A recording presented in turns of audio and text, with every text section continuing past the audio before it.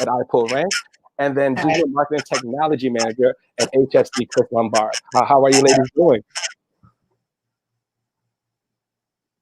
Hi, Jared. How are you?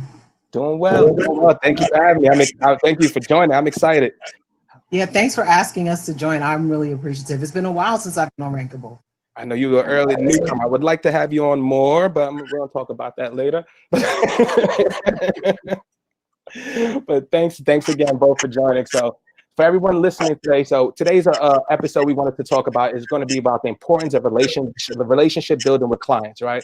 So as you guys know, especially if you're on the AE side or the AM side, even on the buyer side, there's so many different things to go wrong on the client handoff, right? So, and what we want to do today is just kind of go over some of those best practices and how do you make sure there is a seamless transition from sales to AM, and even understand it from Chris' perspective, right? What are some of the things that you would look at on the buyer side, and what are some of the ways you prefer to be worked with?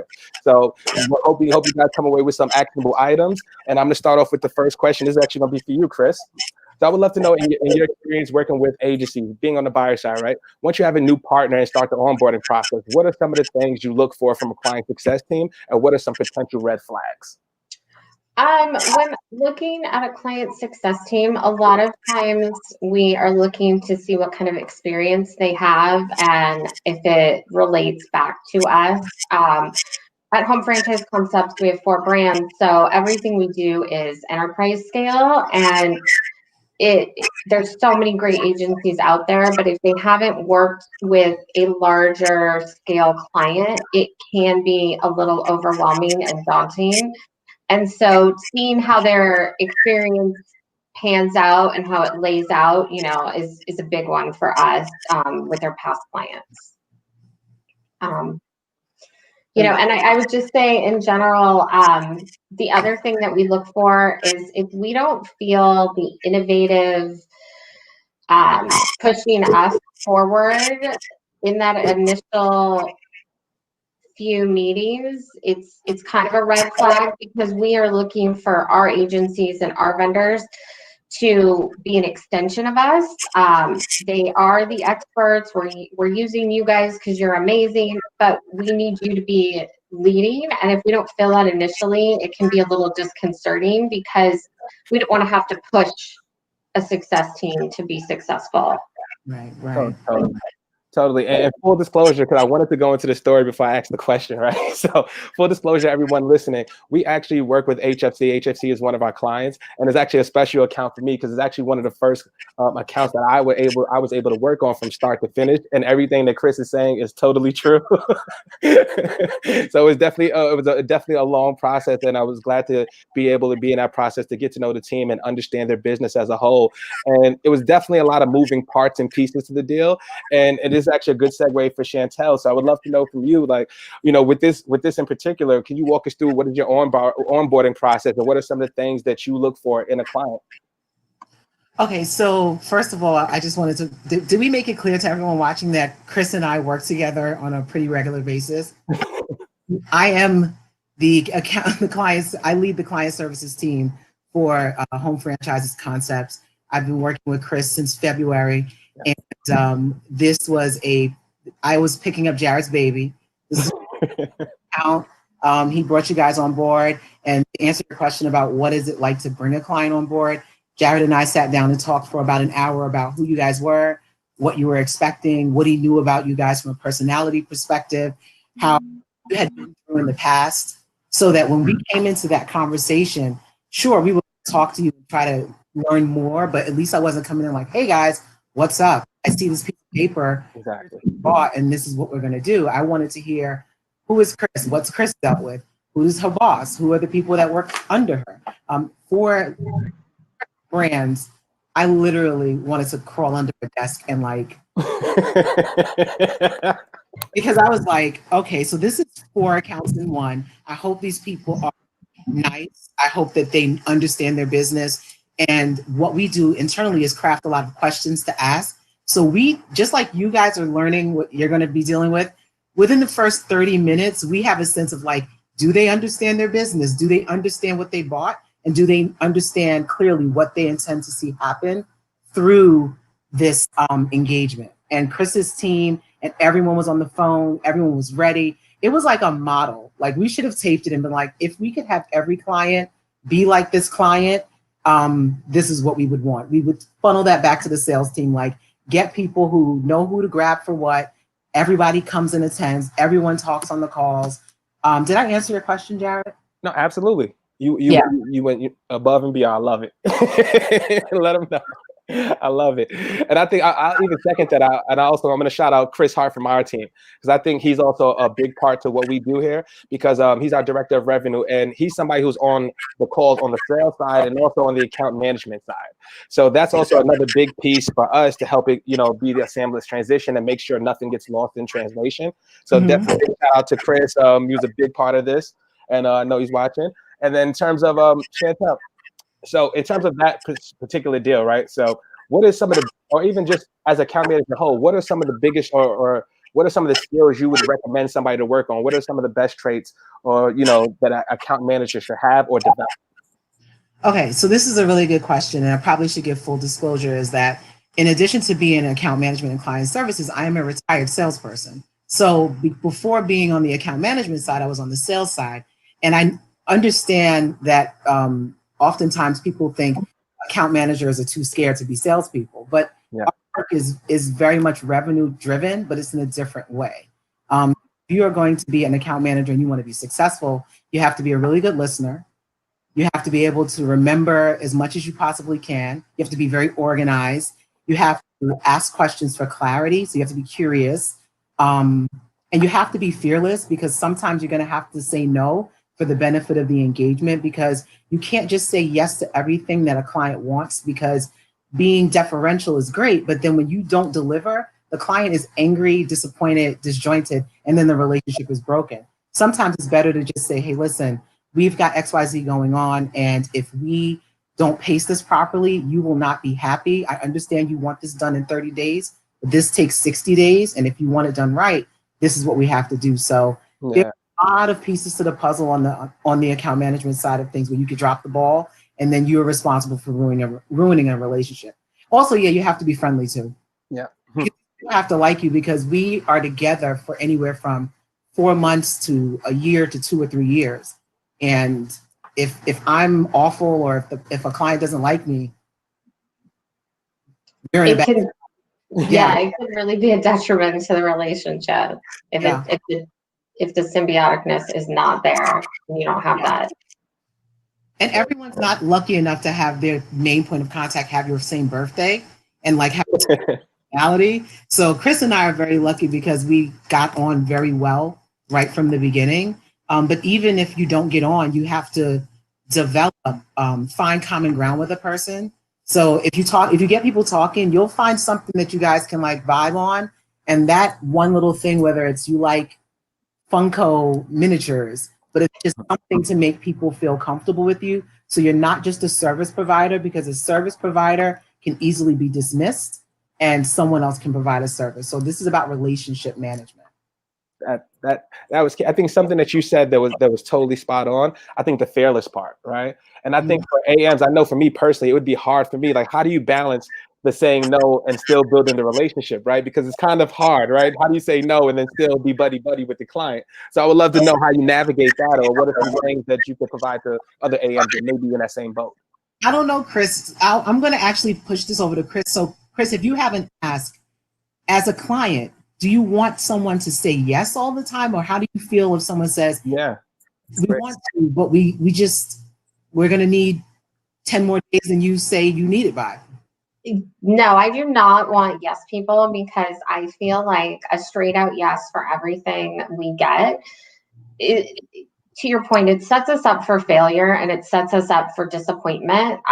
We want somebody who is bringing thought, leadership to everything we're doing, to rationale, to, dare I even say, a human compassion aspect of, like, we also know that, like, everybody we work with has lives, and we have multiple clients, and nobody wants to be disappointed, but by just saying yes, I feel like you're kind of guaranteeing to set yourself up for failure if you say yes all the time. I mean, I work at a franchise network, or we're a franchisor, and we can't just say yes to everything our franchisees want. We do what we can, but then there are also limitations that have to be put on, and they make us look better, and they, in the long run, will make the franchisee happier. And it's not about looking good, but it's about making sure that everybody's really happy. And if you come back with really strong rationale for why it's going to take longer or why this is not a good idea, there's something to be said. We may not have thought of something. And if you just say yes to everything, I mean, that'd be nice, but I don't think we're going to get the desired long-term results we want then. Otherwise, you're not bringing anything to the table that I couldn't go just hire a coordinator to do and just do every little thing I say. Right. And we're looking for that partnership. Exactly. Like when you just have the yes person, it kind of kills the innovation and creativity of the campaign, right? So it's like, if you just come in, like it goes back to your earlier point, right? You want somebody who's also a partner, and you don't want to have to just say yes or here, do this task, do this task, do this task. If that was the case, we could have done it ourselves in that, in that case. So you guys want a partner that really helps with it. And there goes Chris Hart. So no is the best word to use to get the best yes for success in a relationship, my man. So actually, when it comes to relationship building, so you guys have a great relationship, right? So I'm curious, has there been a situation for yourself, Chris, where you've had a great relationship with an AM, but the performance wasn't really up to par? And then how much does that relationship go into play when you're thinking about renewals? I would say it has some weight on it. It definitely does. I've actually been in that experience before.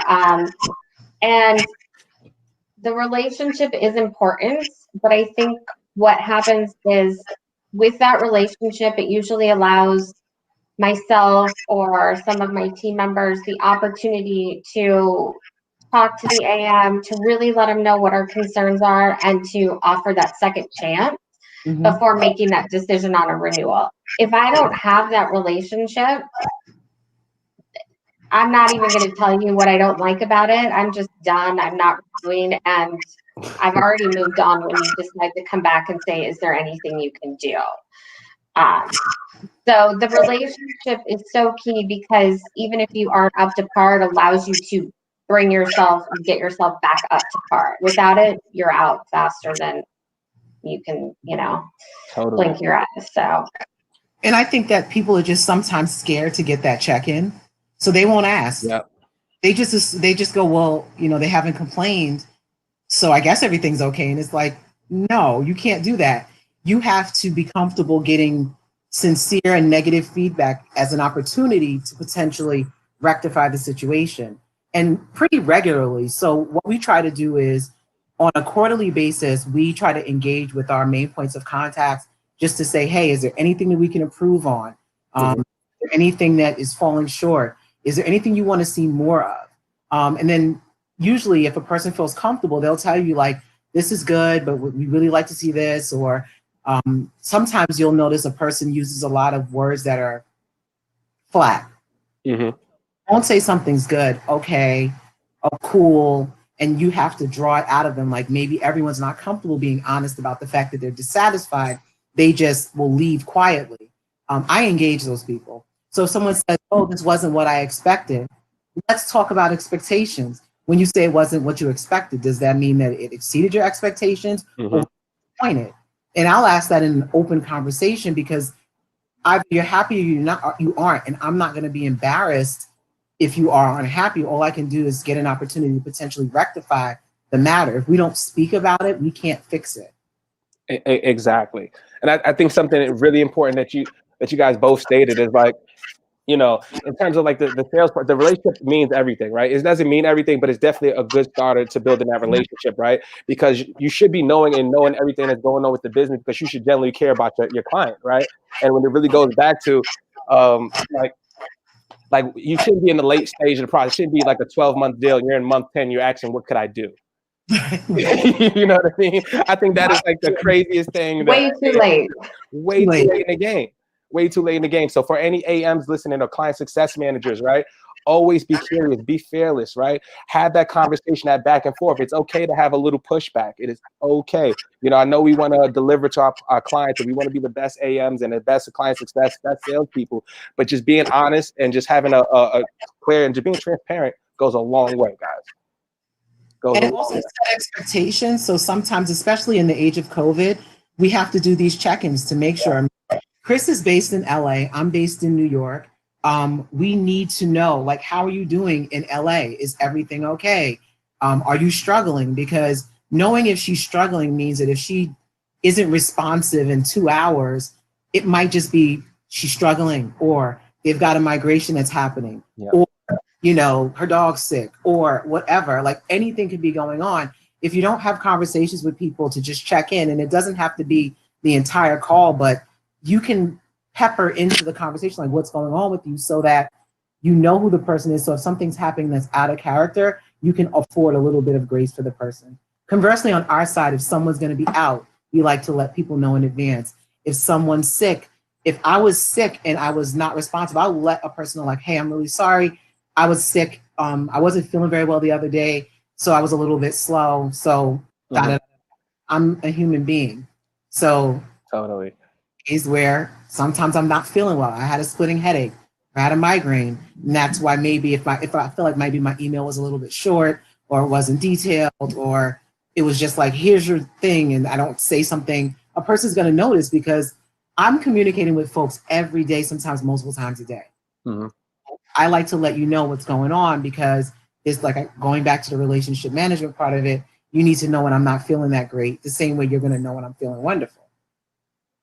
That's a great point. And that it's really key, even from the client side, to get the most out of any of our agencies. I would tell anybody, you've got to be as forthcoming and as open as possible as well. You don't want to play it by the cuff.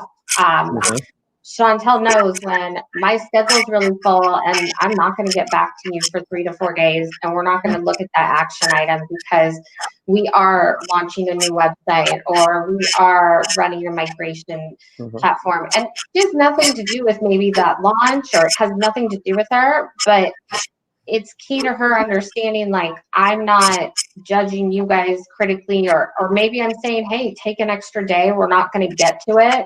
If you need an extra day, it's kind of that symbiotic relationship again, where she doesn't know my every waking move, but, you know, she knows what's going on in the things, and that helps you guys be successful. Or even to say, do we need to move a status call? Or, you know, I know you've got a lot of projects going. What are the key things?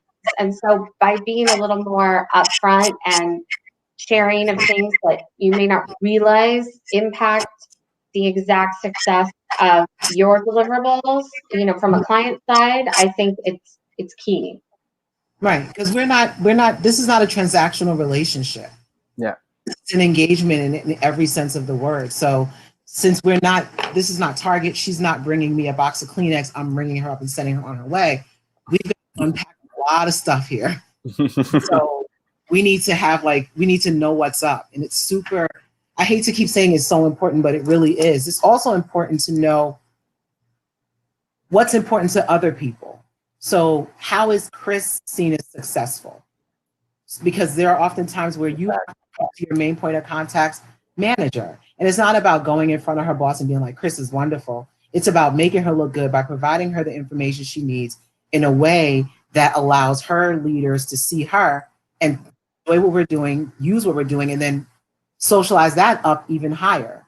So it's all of these, it's like a dance, like we're doing the hustle back and forth.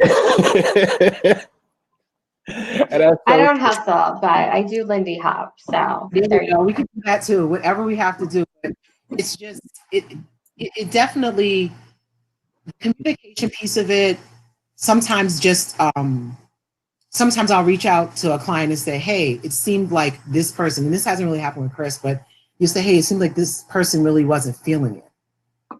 You know, what's going on? And they may say, this person resigned a week ago, they're disconnected. Or they may say that this person's cousin has an SEO agency and they're still pissed off about the fact that we went with iPullRank, not company XYZ. And the fact that someone will share that type of information with me, which part of it is just my natural ability to get information, but that allows us to know that we've got a blocker. We've got someone whose cousin has an SEO firm and they're waiting for us to drop the ball so that they could be sitting there with their arms folded going, you should go with my cousin.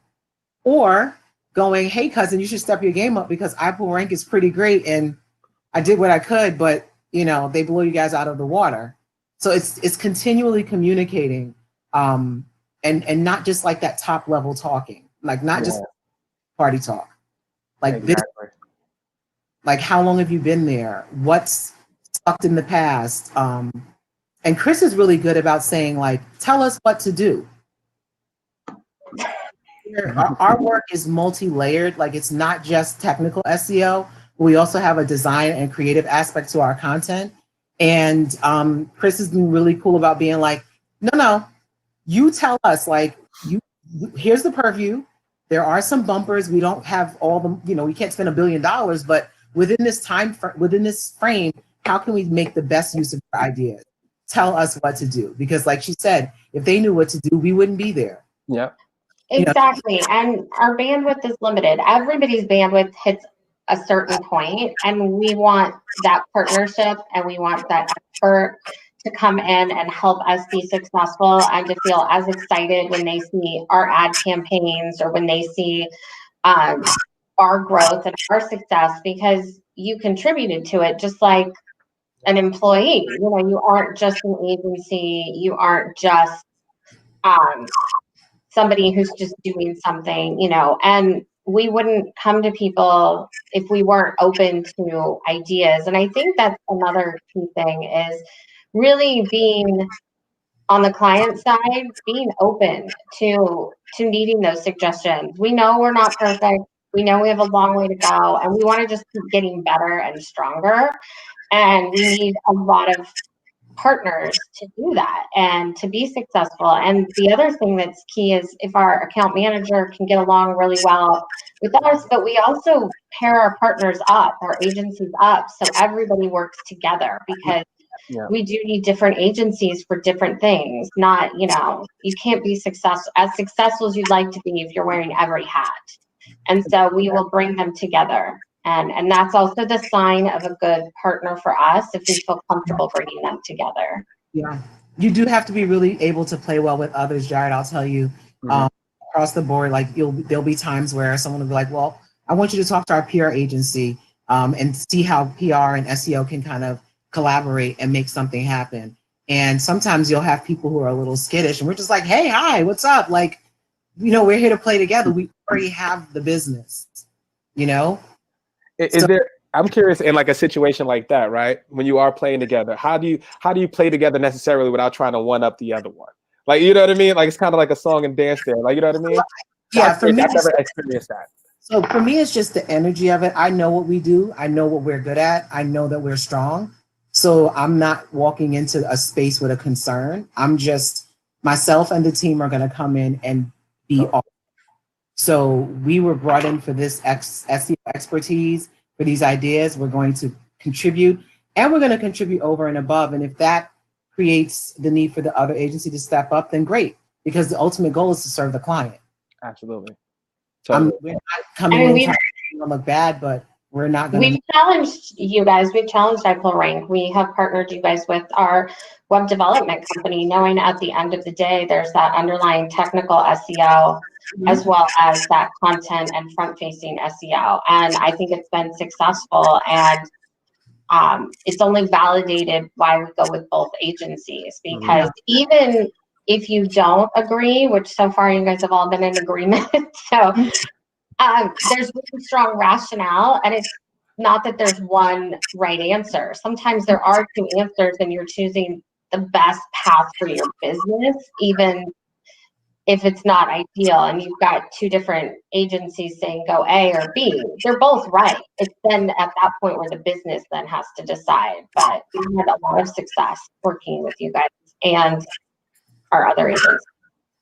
One thing I want to point out to Jared, when people are wondering about working with folks, well, as an AM, a tip for AMs, find out what they're going to do with our work. because oftentimes as an agency, you are weighed on what you are able to do or not to do. But if you have no visual into like, all right, Chris, I'm going to give you 25 deliverables in 32 days. How is your team going to get this situated? Guys, that's almost an exact quote in terms of point in time where we put about 20 deliverables in front of in Chris's inbox, and I'm sure she wanted to just kill us all. But she was able to distribute the deliverables out and start to get things implemented. So to me, that's why they're a Gold Star client of mine, because they are taking our time, taking our ideation, and then pushing it down the line, and we're seeing results, and it's moving very quickly. What I've learned to do better as in my role is to ask people, so once we give this to you, what are you going to do with it next? Early, not wait until 3 months in to say, well, what did you do with that, those 17 things? I think that asking after the first set of deliverables, what are you going to do? Or what's the person's name? Or where is that person? Do they have any feedback? Because sometimes there's these blockers in the background. You don't even see these people. And they're just sitting on a whole 20 sets of recommendations and they're doing nothing. But it looks like we're doing nothing. So for our main point of contact to light a fire under people, if they know that I know, and now we both know, they can talk to the person who manages that person to make them do it, so we can actually see what type of results we're going to drive. That's a great point. That's a great point. I think a lot of, I don't know about other agencies, but that you could have easily just said, here's your deliverable and that's it. But the going the further, right? What are you going to do with it? Separates it, right? Because then you can hold people accountable, and it's not like, hey, we just gave you something. We actually know what it's going to do because we understand the impact before we delivered it. It kind of goes back to the Target with the Kleenex. At Target, you just sell the Kleenex and you go. You don't say, "Oh, are you going to use this to wipe your face, blow your nose, take off eye makeup?" Like, our responsibility is not just to give it to you, is to find out how you plan to use it, and then ask you, well, how did it work when we took your eye makeup off? Did that Kleenex do good for you? It's just, it's definitely an engagement. So like, not transactional. Even the smallest thing is not a transaction. Yeah. Absolutely. That's huge for relationship building, right? Think of people as people, right? Have those conversations, be genuine, and don't just think of it as just like, here's the deliverable. Try to go above and beyond, understand those needs, understand the wants of the customer, and help them deliver. Actually, and it goes for the sales side too. Actually, I had a conversation with Jesse McDonald, IBM SEO manager, and people, at least salespeople, they don't understand that that person on the other line on the buyer side has to use their credibility to make the ask for you, right? And you have to have that relationship, because who's going to go to bat for somebody they don't know? You know what I mean? So that is a huge component, just being a person, building that relationship. And I actually would love that, from as a salesperson, would love to know from you guys, what are both your perspectives, or what do you think is the right time to involve customer success in the sales process? Chris, you go first.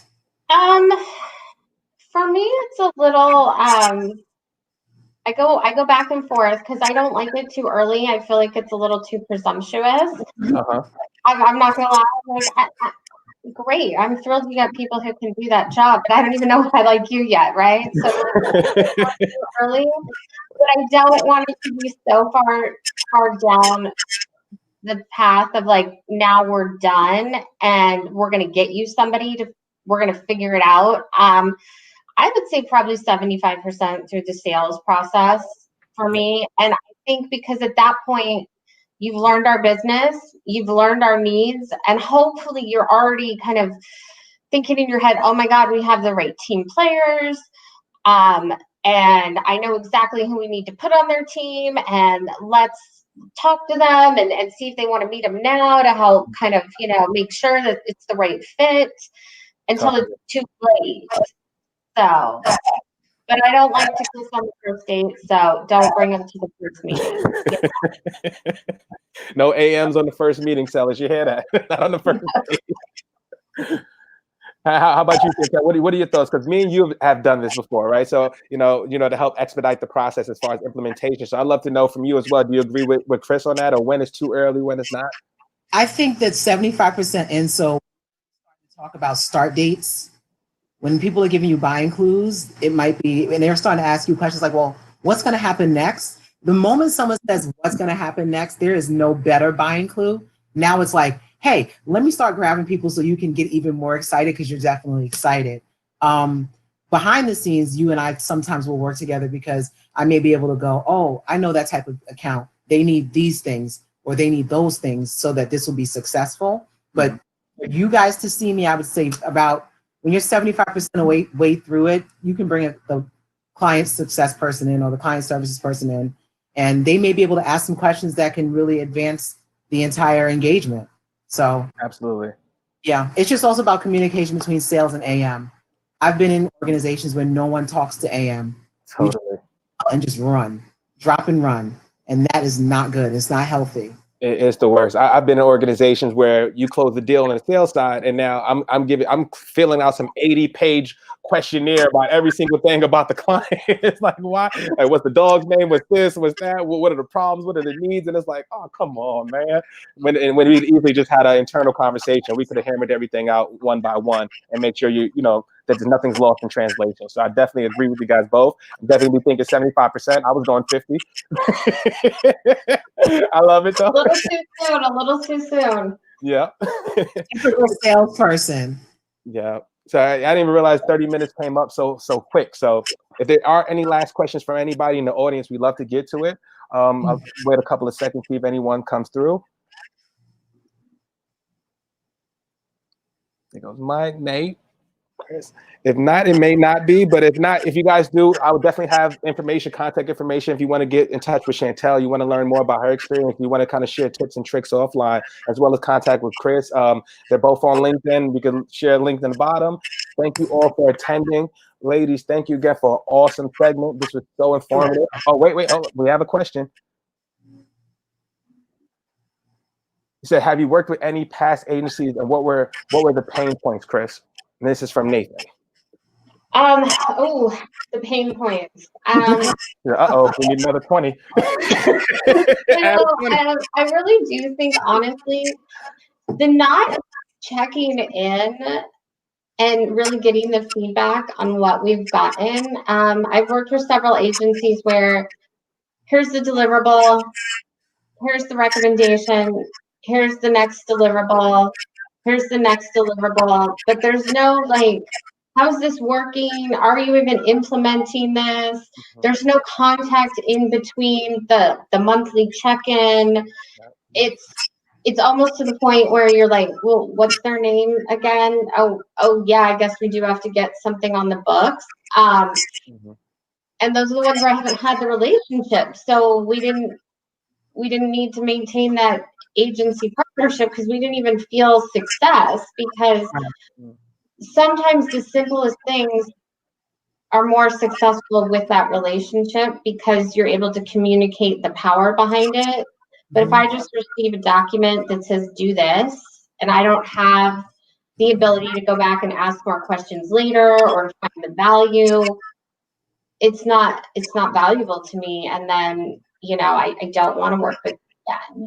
So, and I will say, even taking the work out of it, the relationship is key. If I don't have a good relationship or I can't find a rapport, it can make it very difficult to work with an agency. And I've never had a problem where we've had to like not work together just because of rapport. But I will say, without trying to build the rapport, it's a lot easier to let go of an agency. Yeah. Totally. Yeah. Yeah, definitely. I was gonna say though, I'll save that for another segment. but I will say thank you both. It was an amazing segment. I know I learned a lot from my end to what's needed to build a successful relationship. I know for people who are following me on LinkedIn, I'm all about authentic relationships. So this was super insightful for me.